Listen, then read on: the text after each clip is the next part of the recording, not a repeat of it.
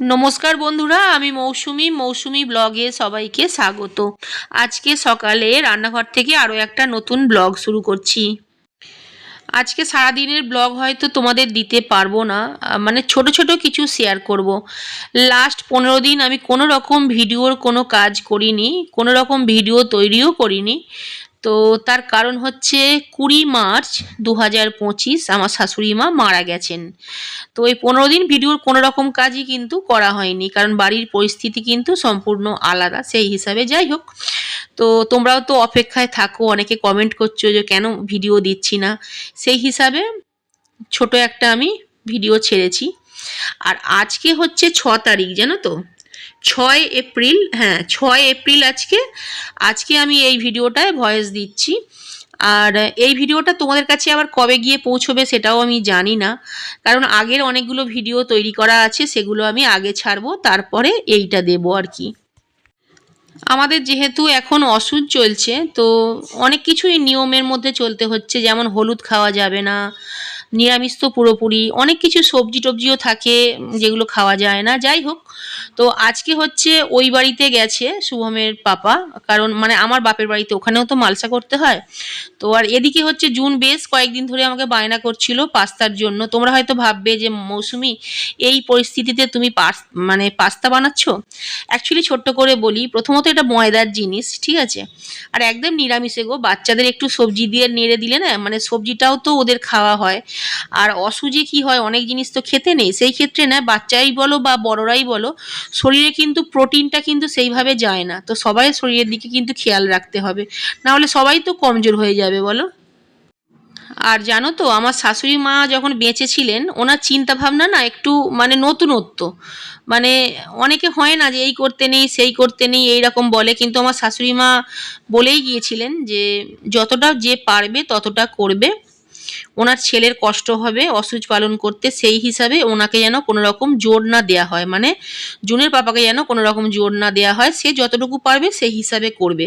আর এমনিতেও জানো তো, আমার শ্বশুরমশাই তো আগে মারা গেছেন, তো তখন তো শাশুড়ি মা বেঁচে ছিলেন। তো আমার শাশুড়ি মা না একটু বললাম না, একটু মডার্ন চিন্তা ভাবনা আর কি ওনার। তো মানে অন্য টাইপের, হ্যাঁ এটা খাও, যে মারা গেছে সে তো চলে গেছে, তার জন্য এত কষ্ট করার দরকার নেই। তো খাও, তোমরা খাও, কিন্তু কিছু কিছু জিনিস বলেছিল যে খেতে হবে না, কিন্তু অনেক কিছু জিনিসই কিন্তু ছাড় দিয়ে দিয়েছিল। তো সেই হিসাবে আমরা চেষ্টা করেছি আমাদের তরফ থেকে ওনাকে সম্মান জানিয়ে আর কি, যে যতটা পারবো আমরা নিয়ম মেনে চলার আর কি, বা আমরা মানছিও। আর এই কদিন জানো তো, এই কদিন হচ্ছে মানে এই 15 দিনের ভেতরে আমি কিন্তু ভিডিও যেহেতু বানাইনি, কিন্তু ছোট্ট ছোট্ট শুধুমাত্র তোমাদের সাথে শেয়ার করার জন্য খুব ছোট্ট ছোট্ট দু একটা আমি মানে শর্টস নিয়েছি আর কি। তোমরা মানে দেখো, ভালো লাগবে আশা করছি, কারণ তোমরাও তো চিন্তা করো আমাদের জন্য, যারা আমার প্রতিদিন ব্লগ দেখো।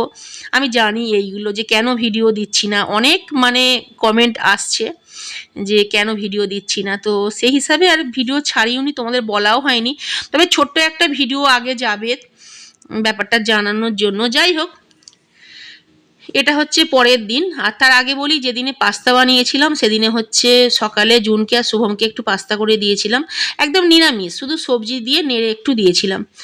আর ওই দিন ওর পাপা ছিল না, ওর পাপা যেহেতু বাগনানে গিয়েছিল, সেই হিসাবে একটু আমার হাতে সময়টাও বেশি ছিল, তো জুনের বায়নাটাও মেটানো হয়ে গেল।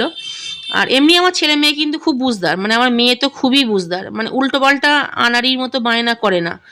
তো আমাকে বলেছিল অনেক দিন আগে, তো সেই হিসাবে আমি ভাবলাম চলো আজকে দেওয়া যাক, এমনিও তো সবজি আছে অনেক, আর সবজিগুলো ওদেরকে খাওয়ানো হবে, সেই হিসাবে আমি বানিয়ে দিয়েছি, ওদের কোনো দোষ নেই। যাই হোক, এটা হচ্ছে এই 15 দিনের ভেতরেই কোনো একটা সকাল, আমি না ঠিকঠাক মনে নেই আমার যে কোনটা কোন দিন ছিল, সত্যি মনে নেই গো।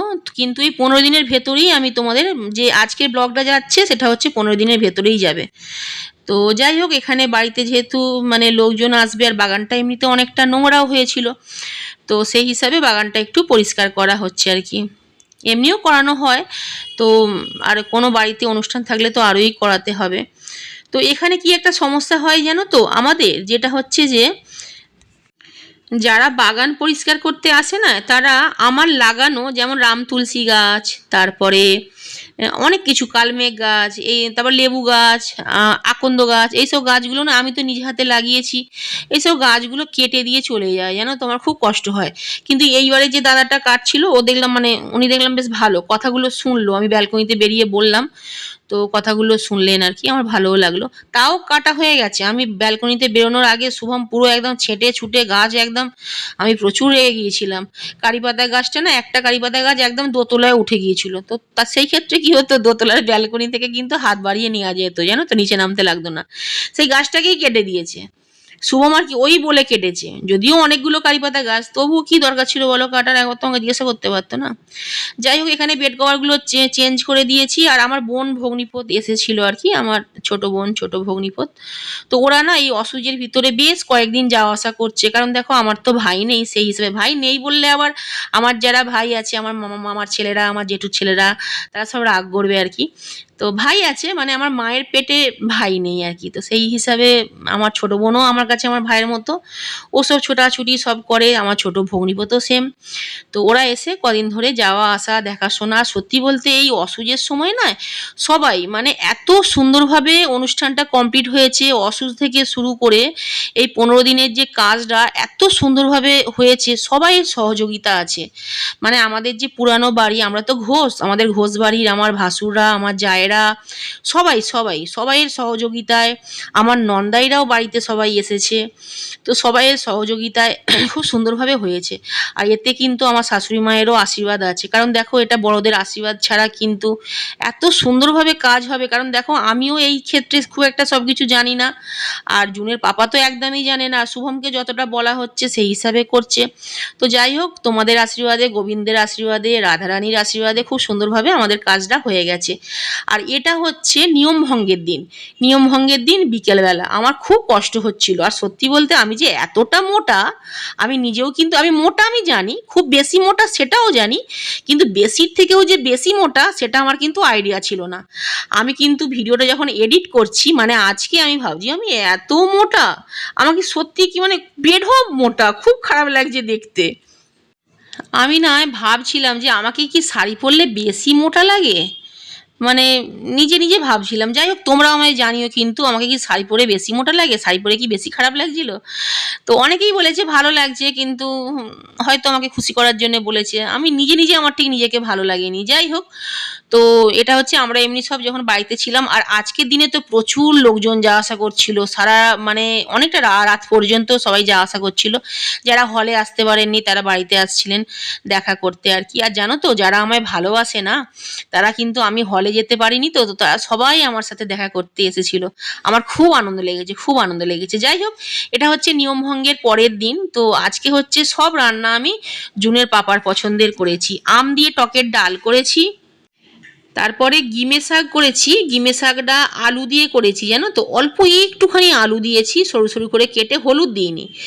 আর শাক দো, গিমে শাক দো মানে কালমেঘের ভাই, মানে গিমে শাকও প্রচুর পরিমাণে তেতো, তবুও করেছি শুধুমাত্র জুনের পাপার জন্য। আর ঢ্যাঁড়স করেছিলাম, ওর পাপার খুব পছন্দের।